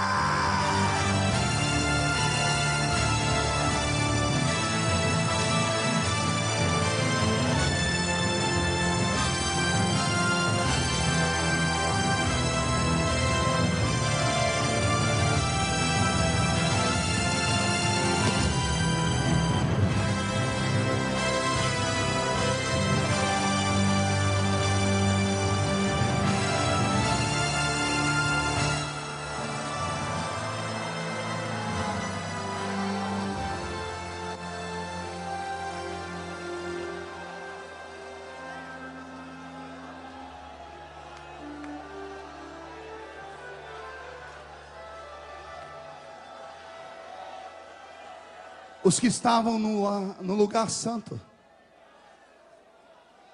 Os que tinham aptidão para trabalhar com a espevitadeira. Os que tocavam no altar do incenso. Os que trabalhavam com o pão da proposição. Os que olhavam para o menorá. Sempre viam tremeluzir a sombra do menorá num véu chamado véu do templo. Todos os sacerdotes e levitas sabiam que atrás daquele lugar estava o ponto de encontro de Deus com o homem. O nome do lugar é inspirador: Santo dos Santos. Qual o nome, igreja? Tinha alguns sacerdotes, pastores, que cansavam. A vida toda trabalhando, disseram: chega. Pastor Paulo Marcelo, um bichinho aqui. Tinha alguns que falavam: não, eu já caminhei bastante, já deixei o alpendre, já passei no átrio, no lugar santo, tá bom aqui. Mas tinha alguns que quando olhavam aquela parede de pele, o coração acelerava. Ele dizia: eu quero chegar lá atrás um dia ainda. Eu quero ir no Santo dos Santos. Mas a matemática agora é difícil. Pergunte por quê? Milhares de levitas podiam ir no alpendre. Centenas podiam ir no átrio. Dezenas chegavam no lugar santo. Mas só um, pastor Vanderlei Carceliano, só um chegava no Santo dos Santos. Só um. E esse tinha que ter pelo menos 45 anos de idade. Ou seja, 15 anos labutando ali dentro do lugar santo. Tirado os outros 13 anos lutando no átrio. Era a vida inteira deixada para trás para seguir a sua ideologia, seu sonho. E aos 45 anos, um homem era eleito por Deus. E só ele podia entrar no Santo dos Santos. Pergunte ao seu irmão: onde você quer chegar?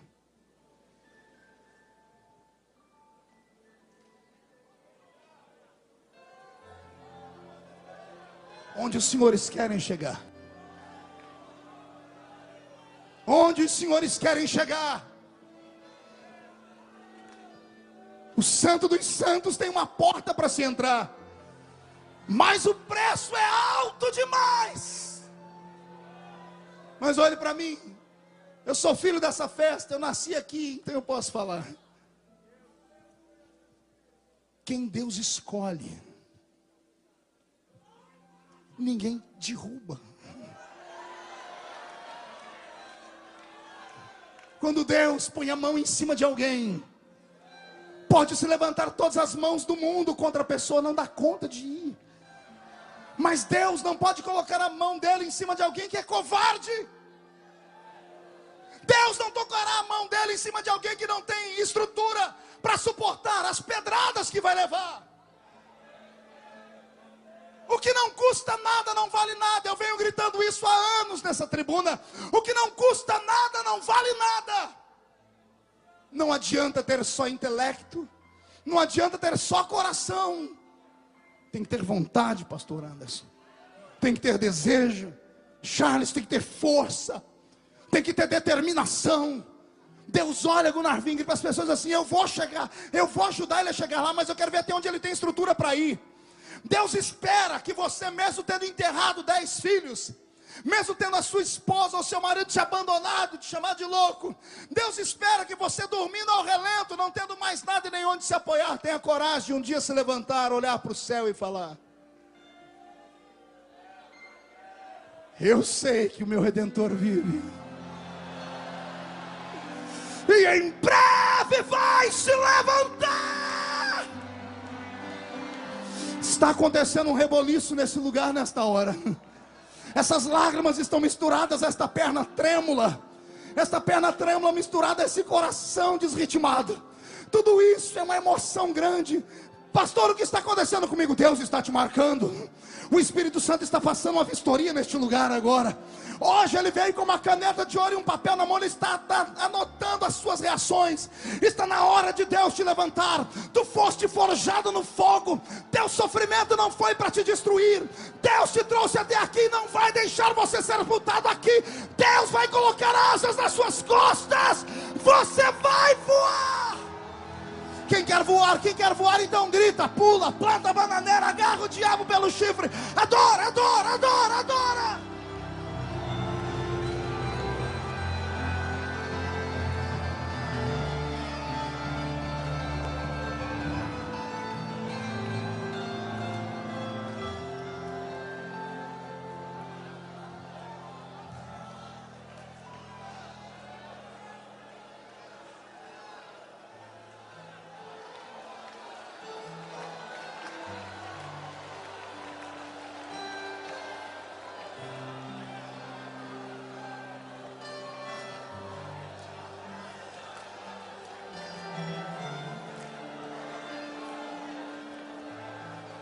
No meio dessa história toda, só tem uma coisa que me pesa. É que o que eu tenho é só meu. Eu não consigo tirar daqui e colocar aí.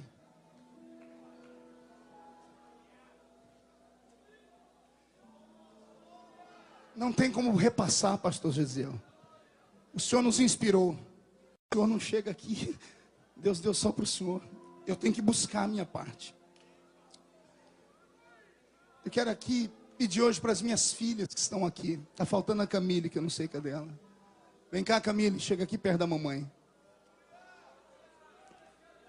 Rápido, rápido, rápido, gente, rápido, rápido. Pronto. Olhe para mim, minhas 3 filhas e minha esposa. Por mais que o papai tenha, eu nunca, Karen, vou conseguir tirar daqui e colocar aí. Eu nunca vou conseguir dar para vocês o que eu tenho. Vocês têm que buscar. Às vezes que o papai briga, chama atenção, pede para vocês orarem, ler a Bíblia. Vocês têm que buscar. Porque o que está aqui é só meu. Busca. Busca. Busca.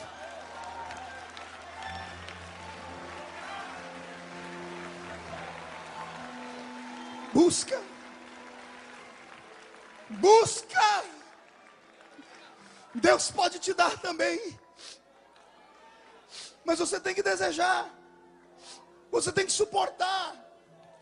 Os mais velhos que estão entre nós, tenham paciência. Tenham paciência.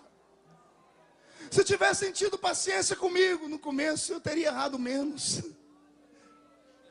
Mas não tiveram paciência, não quiseram me chamar para me ensinar, para cuidar. Se não é o pastor Cisino, eu estava morto hoje. Se não é o Reuel me ligar de vez em quando de madrugada, eu tinha perdido tudo. Os mais velhos, em nome de Jesus, tenham paciência. Quando vê um desses aqui errar, lembra, a gente está errando, tentando acertar. A gente não quer trocar os pés pelas mãos, falta experiência. Eu estava no Brasil, querendo ser sumo sacerdote, mas eu era só um diácono. Ninguém no Brasil me consagrava, ou confirmava a minha consagração. Fecharam todas as portas para mim. Quando descobriram que eu não era pastor, porque eu preguei 2 anos nesse púlpito como diácono. Aí um dia pediram a minha credencial, eu nem sabia o que era isso. Qual é a sua convenção? Eu disse, como assim? Você não é de São Paulo? Sou sede da Confradesp, Comadesp, Seadespel. Eu falei, eu não sei desse negócio não, hein? Oi, pastor Esther. Eu não sei desse negócio não. Aí, cadê a sua carteira da igreja? Eu tirei, diácono. O pastor faltou fazer o sinal da cruz. O quê? Você não é pastor, seu mentiroso? Diz, opa, eu nunca menti. Não, você fala nos Gideões que você é pastor. Diz, eu nunca disse. É os outros que falam, o pastor Marco vai pregar. E eu venho de uma escola boa, eu recebo. Eu recebo. Pastor, eu recebo. Mateus Jensen fez essa proeza. Grande Mateus. Ele falou, pastor, assim, tem um pastor aí que Deus está levantando. O pastor, assim, não confiava muito nele, me deixou pregar. Mas eu nunca fui pastor. Quando descobriram que eu não era pastor, a notícia incendiou no país, eu perdi toda a minha agenda. Graças a Deus, naquele período, Deus abriu uma porta nos Estados Unidos e eu cheguei na casa de um homem muito querido. Um sofredor também, um pai. Saiu de dentro do banheiro dele. Ele estava sentado com as duas malinhas no canto, triste, angustiado. E ele falou para mim: Deus mandou colocar a mão sobre a sua cabeça e te ungir pastor. Pastor Ariel de Jesus. Obrigado, pai.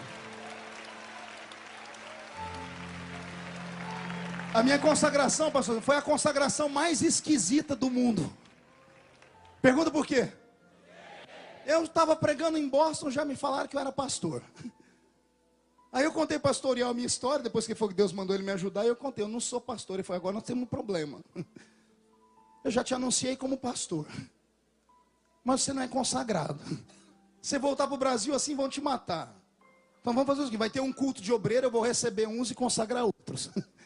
E quando eu falar seu nome, ninguém vai saber se eu estou te consagrando. Estava no mesmo dia aqui, ó. Aí o Alexandre foi consagrado junto comigo naquele dia. Se não me falha a memória, o pastor Gesiel foi recebido nesse mesmo dia. E eu ajoelhei do lado dele. E o povo achou, pastor Marco está sendo recebido. Nada, eu estava sendo consagrado. Fizeram comigo aquilo que já botaram uma mão na cabeça de um e a outra trançada na minha cabeça. Obrigado, pastor Ariel. Obrigado. Obrigado. Obrigado. Ei, se você não acreditar em você, ninguém vai acreditar. Se você não acreditar que há dentro de você uma chamada, algo que te impele a crescer, você nunca irá a lugar nenhum. Se você parar diante do primeiro obstáculo, o Senhor vai rejeitar a sua chamada. Não murmure, não xingue, não tripudie, mas levanta e vai. Se não der para ir correndo, vai andando. Se não der para ir andando, vá se arrastando. Se não der para ir se arrastando, deita no chão e bate perna e mão e grita, eu quero!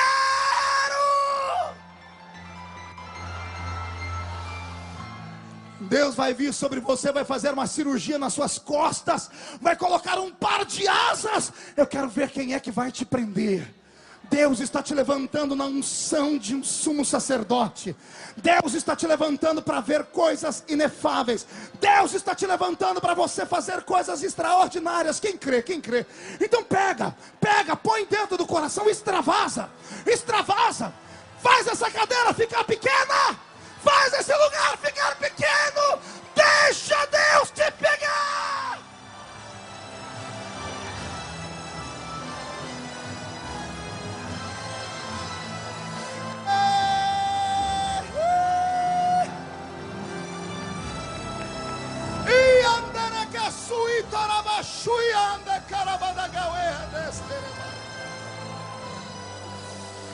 Ramande que varabasuri diande rovenai stui andrevele che varabagasteia harabasuri.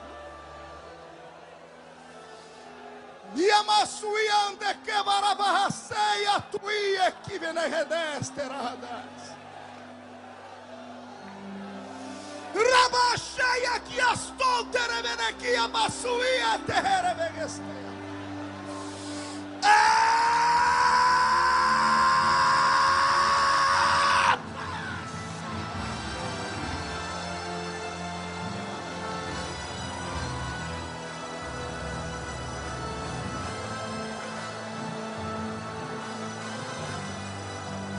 Vai, sai do alpendre, entra no átrio.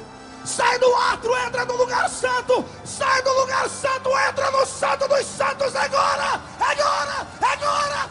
Vai!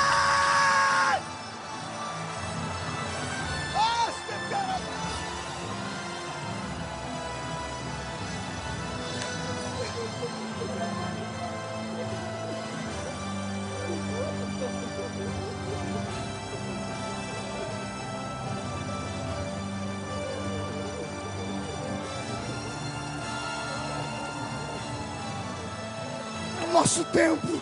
É tempo de se levantar. Chega, chega. O diabo já ladrou como um pitbull, mas não passa de um vira-lata. É hora do Senhor colocar sapato de fogo nos seus pés. Onde estão os pentecostais loucos? Onde estão os pentecostais do movimento? Agora, agora, agora. Sai da terra, sai da terra, sai da terra, sai da terra. Vai, vai, vai, vai, vai, vai. Eita, candarabá. Pastor Eduardo Silva, vem cá, filha.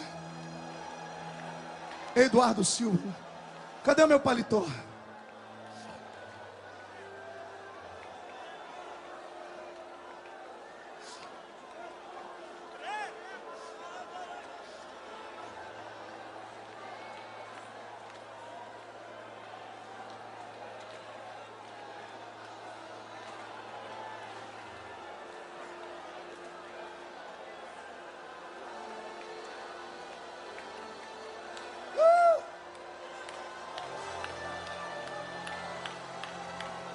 Não pediste, não oraste,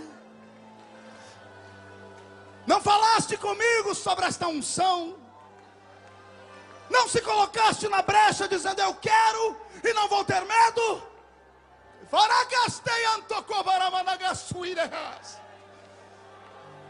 Virá sobre ti o peso desta unção, com ela o peso da perseguição. Só aguenta, porque o Senhor vai te usar. Fiz isso uma vez com Paulo. Não sou de fazer isso. O Senhor me mandou fazer com esse moço aqui. Eu nunca vi ele pregar, mas o Senhor mandou fazer isso sobre você.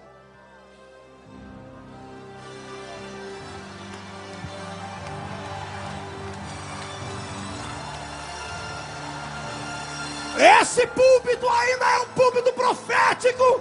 E aqueles que querem, recebam. Meu Deus, tem pessoas pedindo para voltar para Jesus aqui, pastor Cizino. Há um movimento nesse lugar. Pega a sua parte. Pega a sua parte. Pega a sua parte. Pega.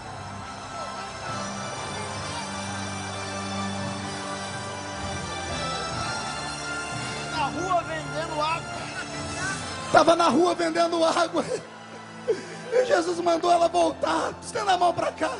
Deus, dá para ela de novo tudo que pertence a ela. Recebe. Recebe. Irmã Elba, missionária Elba, segura ela para mim. Deus está neste lugar. Levante a mão direita para o céu. Levante a esquerda também. Põe no ombro de quem está à sua esquerda e à sua direita. Deus não te levantou para você ser comum.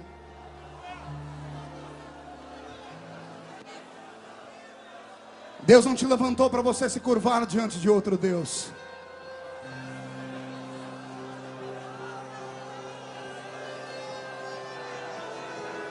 Alexandre, microfone, só no microfone do tecladista. Vê se está funcionando, Roberto. Coloque a mão no ombro do seu irmão e feche os olhos.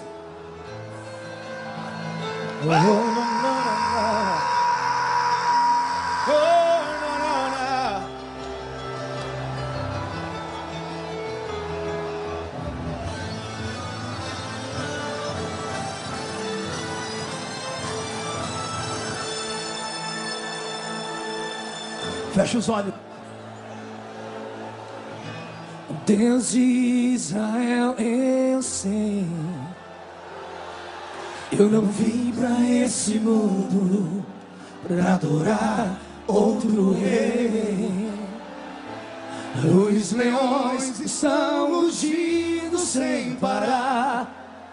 Meu louvor incomodou aqueles que são contra ti, ó Jeová.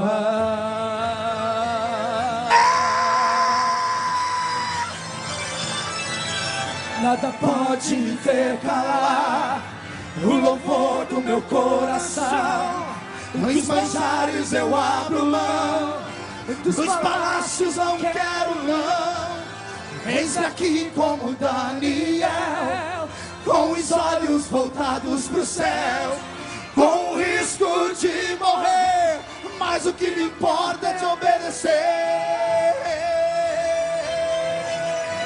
Senhor, não vou dividir minha adoração, exclusivo é o meu coração. Vivo só pra ti, não abro mão do céu, até diante da morte, prefiro ser fiel. Pegue a mão do seu irmão agora. Tire a mão do ombro, pegue ele pela mão. Isso. Te carabas, te andarabagarabas. E candorovas, tu irra marabadachara. Aperte a mão dele, convide. Só quem veio a esse mundo para adorar a Deus e não tem medo de retaliação, só quem é crente do mistério, comece a orar na língua dos anjos agora. Agora, quem não é batizado, seja batizado agora. Já!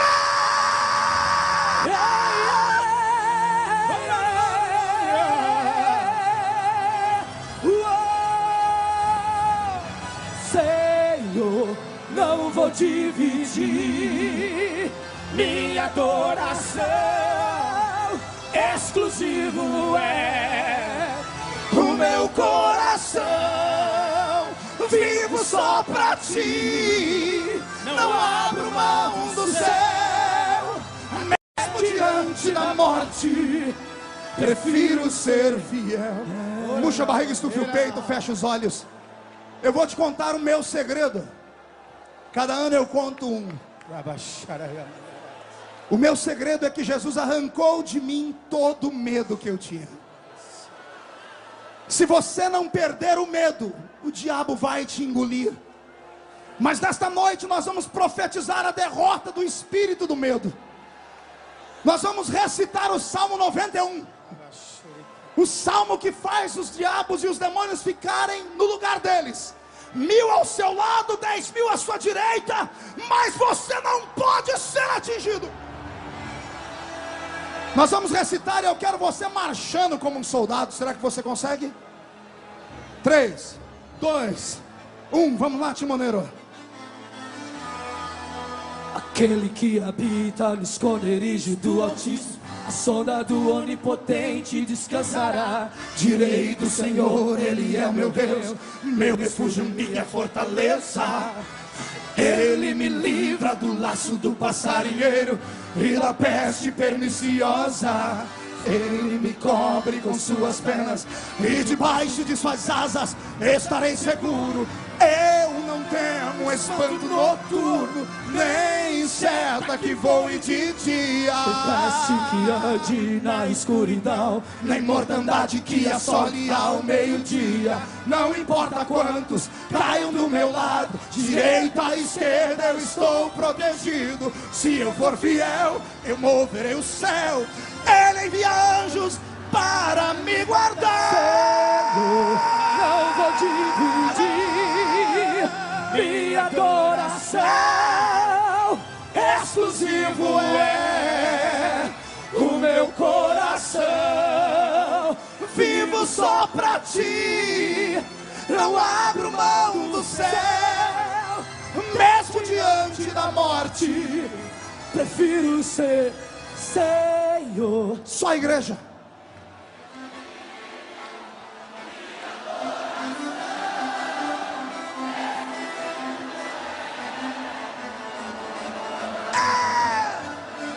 Vivo só pra ti, não abro mão do céu, mesmo diante da morte, prefiro ser fiel. Senhor, não vou dividir a minha adoração,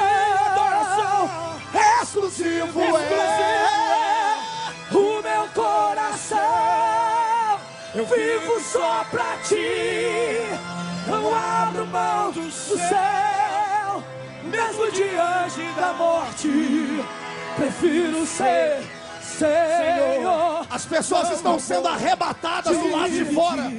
Tem uma multidão caída pelo chão. Esse é o congresso missionário mais querido da terra. Jesus, arrebata aqui dentro também. Pega. Só pra ti, não abro mão do céu, Mesmo diante da morte.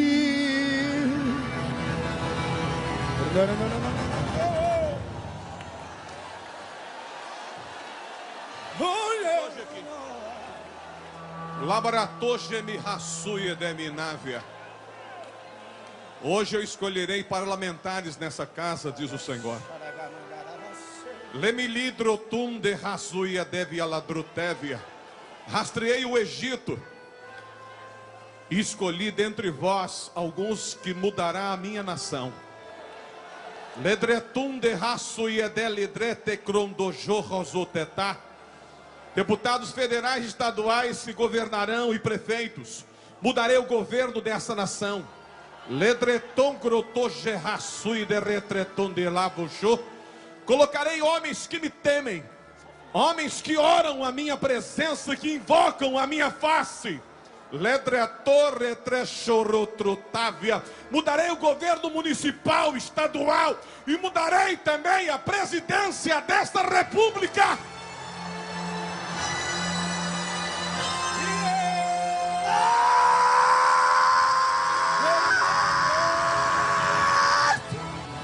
Aquele que habita no esconderijo do Altíssimo, a sombra do Onipotente descansará.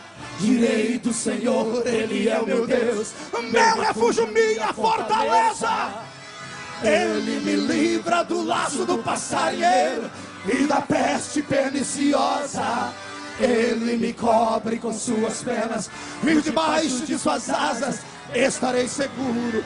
Eu não temo espanto noturno, nem seta que voe de dia, peste que age na escuridão, nem mortandade que assole ao meio-dia. Não importa quantos caiam do meu lado, direita, esquerda, estou protegido. se eu for fiel, eu moverei o céu.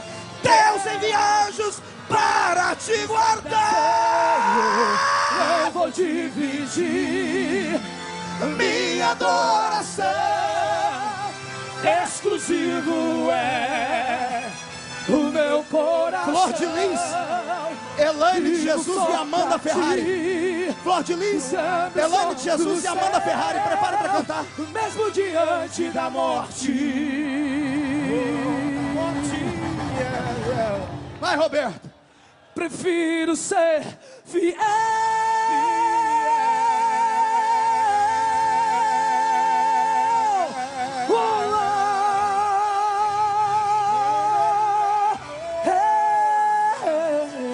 Só as pessoas que querem ir ao Santo dos Santos, levante a mão direita para o céu. Chacoalhe sua mão. Flor de Lis, fique preparada. Sonoplasta, quando eu falar 3, solte o playback dela. Diga comigo em nome de Jesus. Todos os demônios que oprimem essa nação, que fizeram eu perder os meus sonhos, que travaram a minha mente, eu ordeno. Não estou pedindo, estou ordenando. Venha para a palma da minha mão agora. Feche a sua mão. Eu vou contar até 3. No 3 você joga no chão e pisa em cima. Aí você vai abraçar 7 pessoas e não vai sair daqui até a glória ficar. 1. Você nunca mais será o mesmo. 1,5. O Santo dos Santos te espera. 2. Satanás está derrotado porque o Brasil pertence ao Senhor Jesus. 2,5. Vai acontecer um reboliço nessa nossa nação e você será o culpado. 2,75. Cai fora, Satanás. Estamos em guerra. 3. Jogue no chão. Pisa em cima. Eu sou canela de fogo, reteté de Jeová. Estou nadando no azeite, não consigo parar. Eu sou canela de fogo, reteté de Jeová. Estou nadando no azeite, não consigo parar.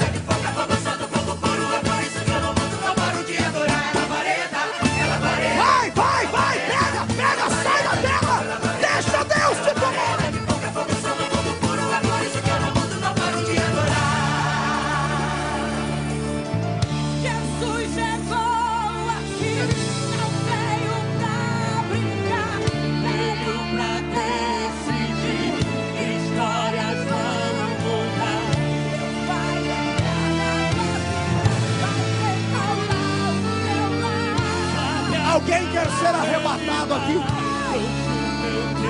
Então levante as mãos, feche os olhos. Jesus derrama uma unção de arrebatamento de sentidos. Senhor, mostra que o Senhor é o mesmo Deus do passado. Derrama a sua glória neste lugar.